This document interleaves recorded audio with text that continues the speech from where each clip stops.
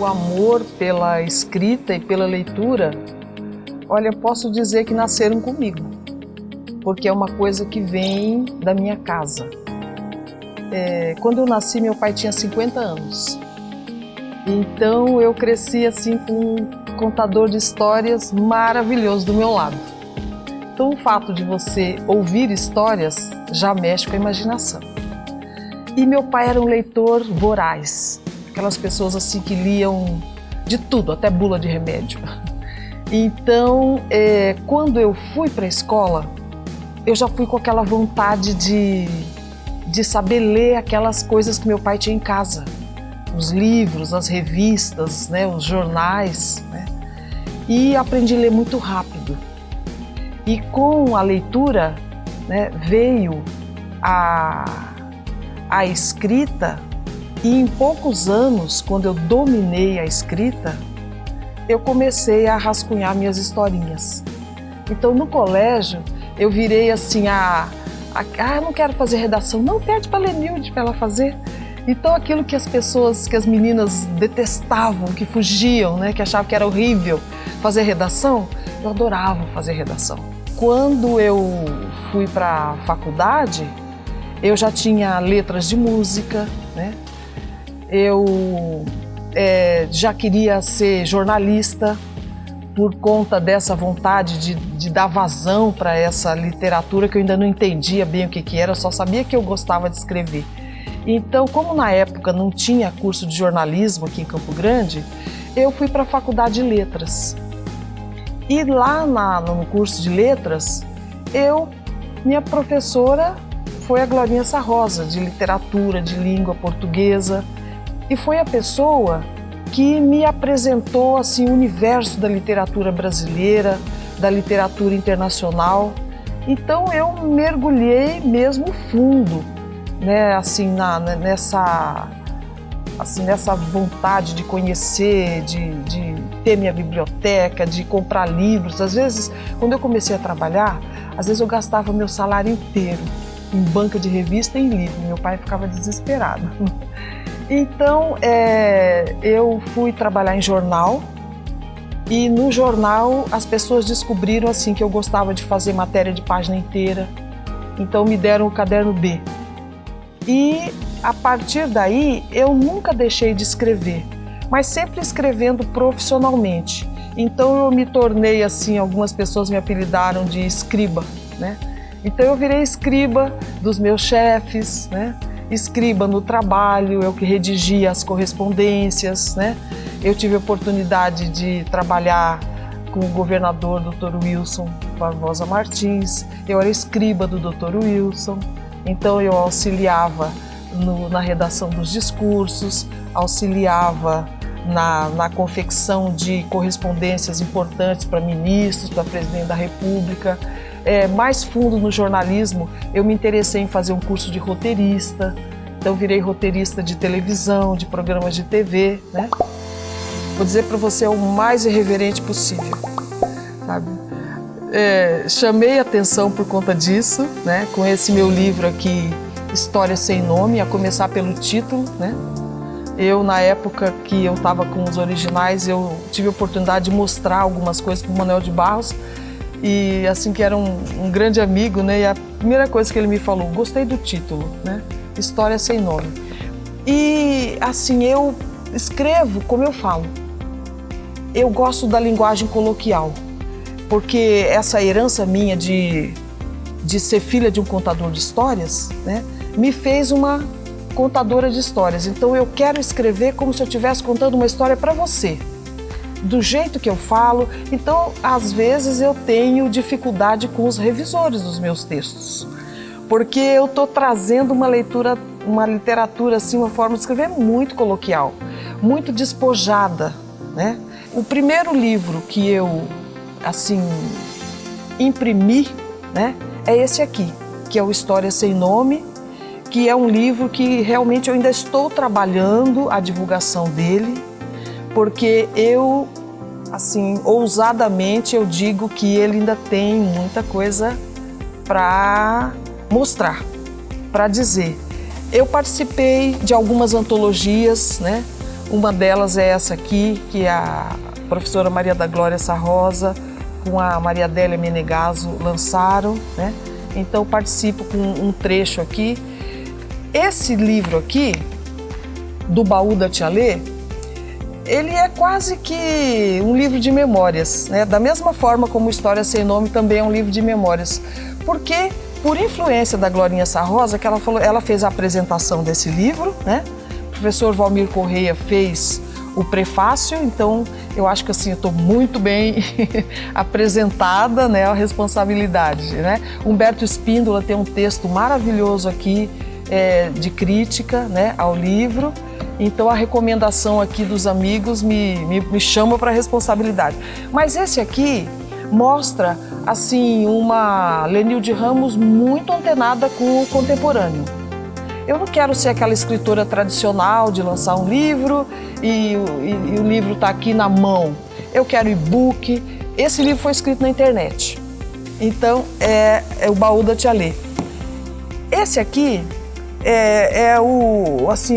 a reunião dos meus poemas, né? Que já é assim, se esse aqui é longo, esse aqui é compacto, esse aqui é o minimalista. Porque eu procuro fazer um poema assim com 2 versos, 3 versos, né? Uma frase só, e eu chamo de poemas filosóficos, porque é uma forma de eu dizer o que penso poeticamente e tentar assim o mais profundamente possível eu atender. E aqui é o meu lado bem biográfico. Esses 2 álbuns aqui foi um trabalho maravilhoso feito pelo governo do estado. Inclusive quem coordenou também é um acadêmico aqui, o Américo Calheiros, né?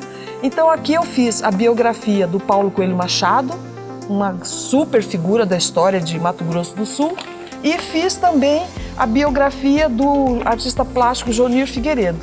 Então é uma coisa que eu adoro biografias, e nessa da realidade estou fazendo minha ponte para a ficção. Então por enquanto a minha obra é essa, e tem mais um outro começado, e é bem punk, viu? Aguardem. Cada vez vou ousando mais, né? Vamos ver onde vai chegar essa ousadia. Vem da vida, né? Vem da vida, porque a literatura, eu penso que é uma das formas mais maduras de arte. Não desmerecendo nenhuma outra expressão, né? Mas você chega num trabalho assim de arte visual, um trabalho de escultura, de pintura, né? Você chega, por exemplo, num trabalho de uma composição, né? De uma letra de música. Você chega num trabalho de cinema, né? Que já é uma arte que aprofunda bem o pensamento, mas a literatura eu acho que é mesmo vida, é conteúdo, né? Eu admiro, assim, jovens escritores.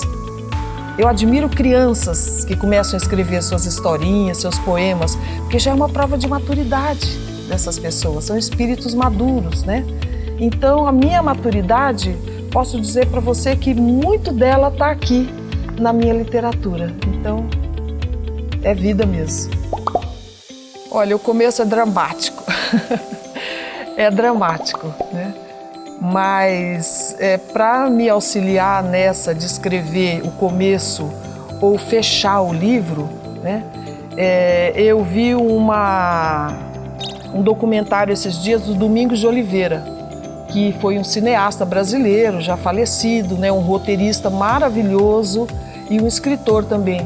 Ele dizia o seguinte, que você pode fazer um livro maravilhoso, né, mas o final dele tem que ser um impacto, tem que ser uma coisa surpreendente que as pessoas não imaginam.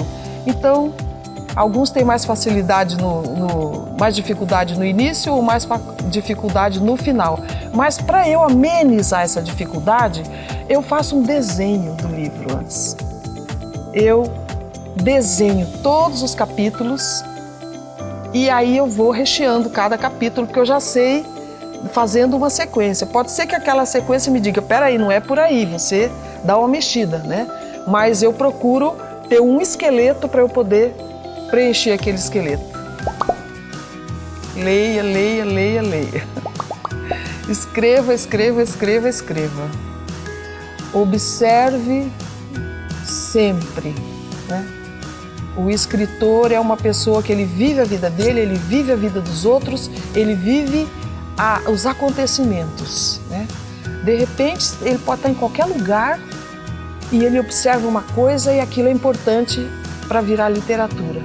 E como fala Manuel de Barros, de repente nada do que é importante também serve para literatura. O desprezível serve para literatura.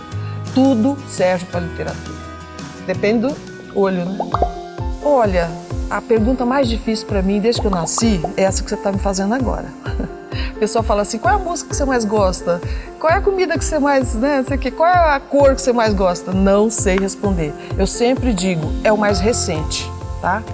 Então, o livro mais recente que eu li, que já tem algumas semanas, é o livro que se chama Solo.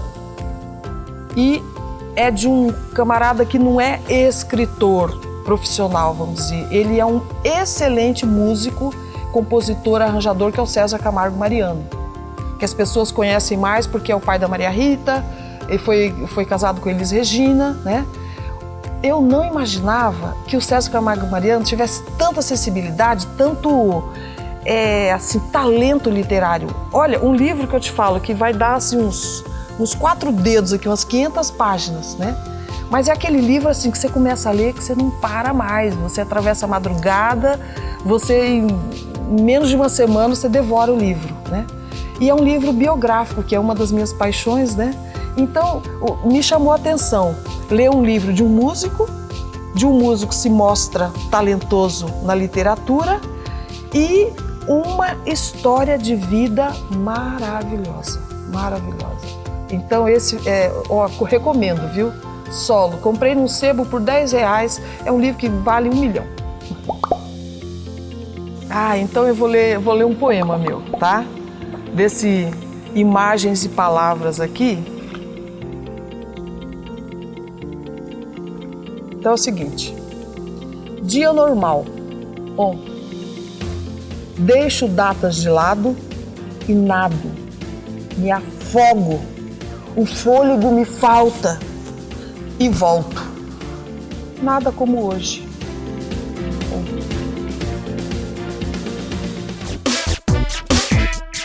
Eu sou Lenilde Ramos e estou em Campo Grande.online. Eu e vocês.